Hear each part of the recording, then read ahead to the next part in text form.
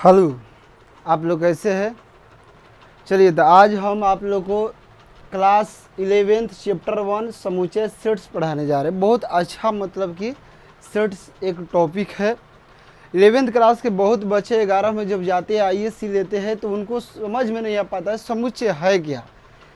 तो आपको हम तमाम चीज़ें बताने जा रहे हैं। इंट्रोडक्शन है 1 का, थ्योरी ऑफ एक्सरसाइज 1.1। तो देखिए यहाँ पर जो है पहला है समुच्चय, जिसको हम लोग सेट्स बोलते हैं। समुच्चय क्या है? समुच्चय का खोज, डिस्कवरी ऑफ सेट्स क्या है? समुच्चय का निरूपण कितने प्रकार से किया जाता है? Representation of sets. समुच्चय का अवयव माने एलिमेंट्स ऑफ सेट्स, अवयव का संकेत, सिंबल ऑफ एलिमेंट्स। समुच्चय का रूपांतरण, ट्रांसफॉर्मेशन ऑफ सेट्स। यह हम लोग 6 चीज़ें पढ़ेंगे। तो देखिए पहला हम बता दें कि समुच्चय किसे कहते हैं। तो देखिए यहाँ पर समुच्चय का जो परिभाषा है कि समुच्चय क्या है, तो आपको बता दें कि जैसे में ए बराबर हम लिख दिए स्वर वर्ण, स्वर वर्ण का संग्रह। एक लिख दिए बी बराबर 5 अच्छे शिक्षक का संग्रह, अच्छे शिक्षक का संग्रह। तो देखिए यहाँ पर दो बातें हैं, तो समझ लीजिए कि ये सेट है और ये सेट नहीं है।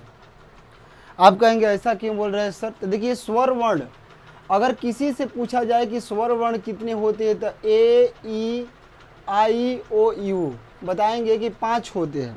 आप दुनिया के, भारत के किसी भी व्यक्ति से पूछ लीजिए कि स्वर भावेल कितने होते हैं? 5। सबके अनुसार एक ही परिभाषा होगा। सबके अनुसार क्या होगा? एक ही परिभाषा होगा कि 5 स्वर होंगे। और 5 अच्छे शिक्षक का संग्रह। आपको कहा जाए कि 5 अच्छे टीचर लाइए, तो आप बताइए आपकी नज़र में तरह तरह के टीचर अच्छे हो सकते हैं। किसी को मैथ पसंद है, किसी को इंग्लिश वाले टीचर पसंद है।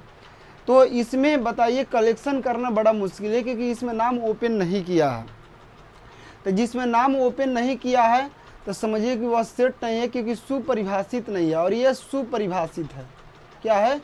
सुपरिभाषित। आप समझ गए सुपरिभाषित किसे कहेंगे?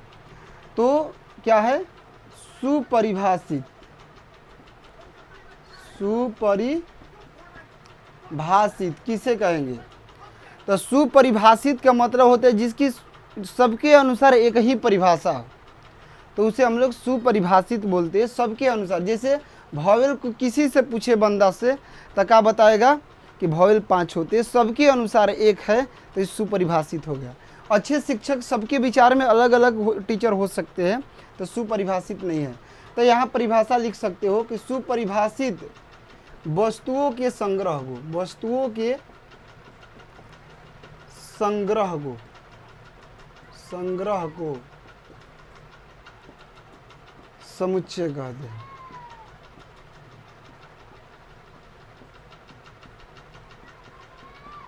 तो यहाँ जो निकल गया कि समुच्चय किसे कहते हैं, याद रखना है कि सुपरिभाषित वस्तुओं के संग्रह को समुच्चय कहते हैं। Set is collection well defined objects. क्या होगा? ए सेट इज कलेक्शन, इसको इंग्लिश में बोल सकते हो, a set is collection well defined object, well defined objects. A set is collection well defined, यानी वेल डिफाइंड माने सुपरिभाषित, ऑब्जेक्ट माने वस्तुओं, कलेक्शन माने संग्रह को सेट कहते हैं। अब आपको हम पूछ दे कि जे अक्षर से प्रारंभ होने वाले महीनों का संग्रह, बताइए सेट है कि नहीं? तुरंत सोचिए, कमेंट कीजिए सेट है कि नहीं सर। कमेंट कीजिए आपकी अच्छा लग रहा है कि नहीं, समझ में आ रहा है कि नहीं। तो यहाँ पर जे अक्षर से जनवरी आ जाएगा, आ जाएगा जनवरी, जून आ जाएगा और जुलाई आ जाएगा। आपके विचार से क्या लगता है कि 4 गो मंथ आएंगे कि 3 गो मंथ? अगर आपके विचार से भी 3 मंथ आ रहे हैं तो समझिए कि यह सुपरिभाषित है और समुच्चय है। अगर नहीं आ रहा है तो नहीं है, तो यह है। तो इसी प्रकार से 11 सर्वश्रेष्ठ बल्लेबाजों का संग्रह, तो 11 को सर्वश्रेष्ठ सबके अनुसार अलग अलग हो सकते हैं, तो इसीलिए समुच्चय नहीं है। तो क्लियर कर लीजिएगा समुच्चय किसे कहते हैं। चलिए इसके बाद में आपको बता दें समुच्चय का दूसरा परिभाषा। क्या बता दे दूसरा परिभाषा? देखिए अगर इसको ऐसे लिख दे AEIOU ऐसे लिख दे, या इसको ऐसे हम लिख दे एक्स सच डॉट एक्स, इसको क्या पढ़ेंगे एक्स, और इसको पढ़ेंगे सच डॉट, क्या पढ़ेंगे सच डॉट THD, सच डॉट। याद रखिएगा कि कोलन का चिन्ह है, किसका चिन्ह है? कोलन, इसको सच डॉट पढ़ते हैं। तो एक्स सच डॉट एक्स, बताइए यही रहेगा तो क्या पढ़िएगा वाई सच डॉट वाई, क्या पढ़िएगा वाई सच डॉट वाई। चलिए तो यहाँ पर जो है टॉपिक, इसको क्या पढ़ेंगे हम लोग वाई सच डॉट वाई। इसी तरह रहेगा जेड, और यही क्या पढ़िएगा तो जेड सच डॉट जेड, तो पढ़ने आ जाएगा आप लोगों को। तो यहाँ समझ लीजिएगा क्या इसको बोलते हैं। तो एक्स सच डॉट एक्स, एक स्वर है, एक स्वर है। तो बताइए ये दोनों सेट है क्योंकि इवेंट डिफाइंड है, ऑब्जेक्ट सुपरिभाषित है। देखिए AEIOU भावेल है, ए भी कह रहा है कि स्वर है, ये भी 5 को होगा। तो जब किसी संख्या या अक्षर को, याद रखिएगा जब किसी, आप नोट कर लीजिए रोक रोक कर, जब किसी संख्या या अक्षर को, क्योंकि ये अक्षर है, कोई संख्या भी हो सकता है, जैसे इसको हम लिख दें। तो जब किसी अक्षर या संख्या को मझले कोष्ठ के अंदर, किसके अंदर? मझले कोष्ठ के अंदर कामा देकर या एक्स सच डॉट एक्स देकर लिखा जाता है, तो उसे समुच्चय कहते हैं। याद हो गया? जब किसी संख्या अक्षर को मझला कोष्ठ के अंदर कामा देकर या एक्स सच डॉट एक्स देकर लिखा जाता है, तो उसे समुच्चय कहते हैं। तो समझ में आया होगा। समुच्चय का 2 परिभाषा बताए। पहला सुपरिभाषित वस्तुओं के संग्रह को समुच्चय कहते हैं, और दूसरा जब किसी संख्या अक्षर को मझले कोष्ठ के अंदर कामा देकर या एक्स सच डॉट एक्स देकर लिखा जाता है, तो उसे समुच्चय कहते हैं। चलिए तो यह पहला आपका हो गया। अब चलिए दूसरा,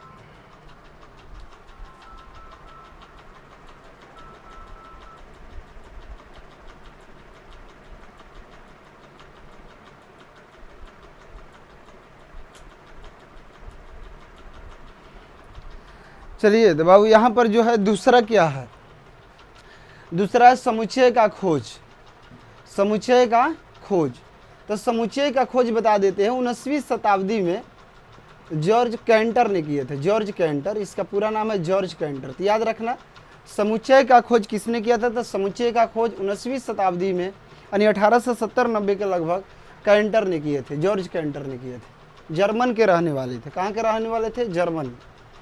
अतः ये भी आपका हो गया। अब है समुच्चय का निरोध। देखिए इसको समझिएगा, बहुत BBI है, बहुत बच्चे इस पर मतलब ध्यान नहीं देते हैं।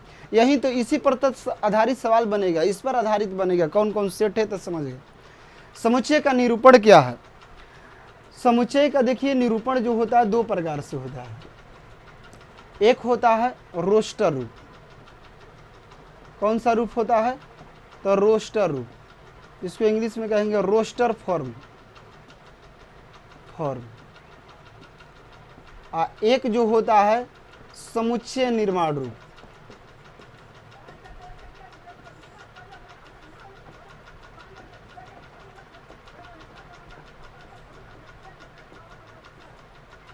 इसको इंग्लिश में बोलते हैं सेट बिल्डर फॉर्म।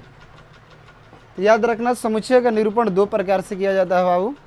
और सभी लोग, बहुत अच्छा लग रहा है वीडियो, तो आप इसको पूरा देखिए, लाइक कीजिए, सब्सक्राइब कीजिए, और अपने मित्रों से भी कराइए, क्योंकि ऐसे आपको अगर पढ़ाई घर बैठे मिल रहा है तो कम नहीं है, समझ लीजिए। तो देखिए रोस्टर रूप क्या है? तो रोस्टर रूप हम लोग किसको कहते हैं? आपको रेगुलर वीडियो मिलेगा, और इस तरह के वीडियो को यूट्यूब पर जल्द नहीं मिलता है। भलो हम, मेरे पास अभी अच्छा क्वालिटी नहीं है, सिंपल है, लेकिन सिंपल से आप बहुत अच्छे क्वालिटी के आप बन जाएंगे, तो जब ध्यान देंगे तो। और इसी को देखिए हम इसको लिख दिए एक्स सच डॉट एक्स, एक स्वर है, एक स्वर है। आप बताइए कि जब किसी संख्या अक्षर को मझले कोष्ठ के अंदर कामा देकर केवल एक बार लिखा जाता है तो उसे रोस्टर रूप कहते हैं। ठीक है, और ये क्या है, जब किसी संख्या को या अक्षर को मझले कोष्ठ के अंदर, किसके अंदर, मझले कोष्ठ हमेशा आएगा, एक्स सच डॉट एक्स देकर लिखा जाता है तो उसे समुच्चय निर्माण रूप कहते हैं। ऐसे समझ में, तो आप इसको याद कर लीजिएगा, जब मझले कोष्ठ के अंदर कामा देकर लिखेंगे तो रोस्टर रूप, और ये क्या, समुच्चय निर्माण। अब बताइए, आपसे सवाल हम अगर करें एग्जाम्पल कि बताइए कि हम लिख दिए b बराबर 1 2 3, एक लिख दिए b बराबर c बराबर x सच डॉट x 5 से कम, चाहे 4 से कम, देखिए 4 से है ना, तो 4 से कम क्या है, 4 से कम प्राकृत संख्या है। कैसा संख्या है, प्राकृत संख्या है। अब बताइए कि 4 से कम प्राकृत संख्या किस रूप में है, तो यह हो जाएगा समुच्चय निर्माण रूप। यह किस रूप में है, तो रोस्टर रूप, कामा देकर मझला कोष्ठ के अंदर रोस्टर रूप, एक्स सच डॉट एक्स देकर समुच्चय निर्माण रूप। चलिए आशा करते हैं समझ में आ गया, बिल्कुल। तो लिख लीजिएगा, वीडियो को रोककर नोट कर लीजिए और अच्छा से थ्योरी तैयार कर लीजिए। आप अगर आईएएस लिए है तो स्टार्टिंग में वीडियो देखिए आप, और अगर एक बार पढ़ भी लिया है तो रिपीट कीजिए इसको। चलिए, तो ये भी हम लोग जान गए कि दो प्रकार से होता है, रोस्टर और समुच्चय निर्माण। अब आ गया समुच्चय का अवयव। समुच्चय का अवयव क्या होता है इसके बारे में समझिए। अवयव, समुच्चय का अवयव, एलिमेंट्स, इसको क्या बोलते हैं, एलिमेंट्स। जैसे तत्व का होता है ना, इसी तरह होता है। देखिए जैसे ए, आपको मतलब कि ए है, ए बराबर है ए ई 1 4 3 5। अगर हम पूछ दे आपसे कि क्या 5 ए का अवयव है, 3 ए का अवयव है, अगर पूछ दे खेसारी, अगर हम पूछ दे तो बता सकते हो। और इसमें मान लीजिए 1 है, ई है, तो ई ए का अवयव है और 7 ए का अवयव है, तो आप समझ लीजिए कि 5 जो है ए का अवयव नहीं है, क्योंकि 5 इसके अंडर में नहीं है सॉरी, तो ये है। चलिए अब देखिए 3 है कि नहीं, तो 3 भी है क्योंकि इसके 5 के अंदर में है। ई है ए का, तो है क्योंकि इसमें है। 7 है इसका, तो नहीं है क्योंकि 7 इसमें कहीं दिखाई। इसी तरह 12 पूछ देगा ए का होगा, तो नहीं होगा। तो आप समझ गए होंगे सदस्य अवयव किसे कहते हैं। कि जब कोई समुच्चय ए दिया रहता है, बी इस कुछ भी हो सकता है, जब कोई समुच्चय दिया रहता है तो उसके मझले कोष्ठ के अंदर जितने संख्या अक्षर रहते हैं सभी को उसका सदस्य कहते हैं, अवयव कहते हैं। आराम से देखिए, नोट कीजिए। जब कोई समुच्चय दिया रहता है तो उसके मझले कोष्ठ के अंदर जितने अवयव या होते, जितने संख्या या अक्षर होते हैं, तो सभी अक्षर या संख्या को उसका सदस्य कहते हैं। तो आप समझ लिए कि जो इसके अंदर होगा, इस रूम, मान लीजिए इस रूम में 10 आदमी बैठे हैं, तो 10 है ना आज की मीटिंग का सदस्य रहेंगे, मेंबर रहेंगे। और जो नहीं है 11वां बंदा वो कहाँ से रहेगा, तो वह जो है वह इसका होंगे, और जो नहीं है वह अवयव नहीं होगा। तो आप भी जान गए अवयव। अब इसके बाद में है अवयव का संकेत, तो ध्यान दीजिएगा।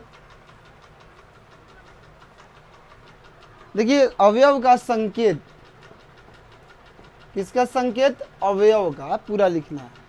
जैसे में हमें ए बार देखिए संकेत, अगर सदस्य है तो इसको हम लोग पढ़ते हैं बिलोंग्स टू, माने सदस्य है का चिन्ह है, एकदम याद रखिए, सदस्य है, इसको पढ़ेंगे बिलोंग्स टू, चाहे होता है, बिलोंग्स टू।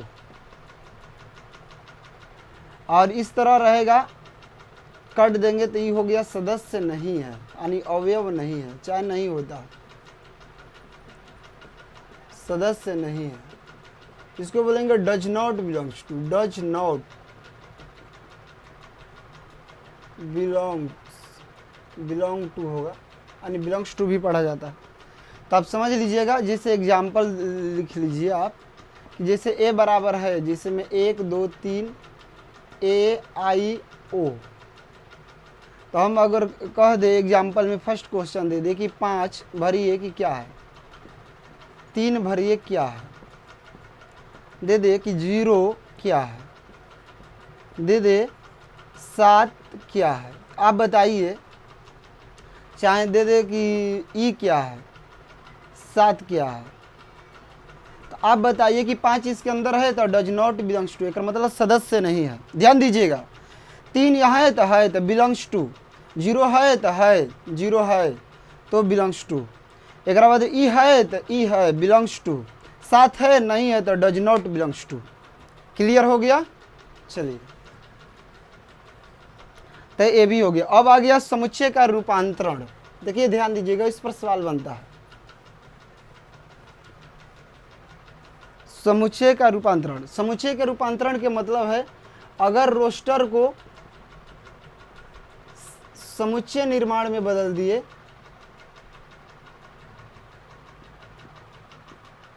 समुच्चय निर्माण रूप में बदल दिए, इसी को रूपांतरण कहते हैं। जब रोस्टर रूप को समुच्चय निर्माण रूप में या समुच्चय निर्माण रूप को रोस्टर रूप में बदलते हैं तो उसे हम लोग समुच्चय का रूपांतरण कहते हैं।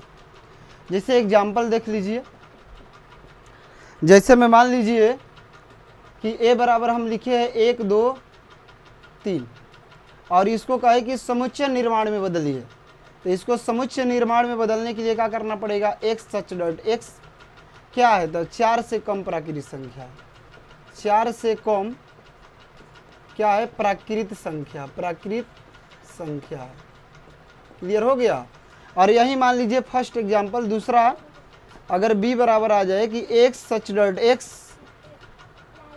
एक स्वर है, एक स्वर वर्ड है, अगर इसी को कहते हैं कि समुच्चय रोस्टर रूप में बदलिए, तो रोस्टर में कामा देकर मझले कोष्ठ के अंदर लिख देंगे हम।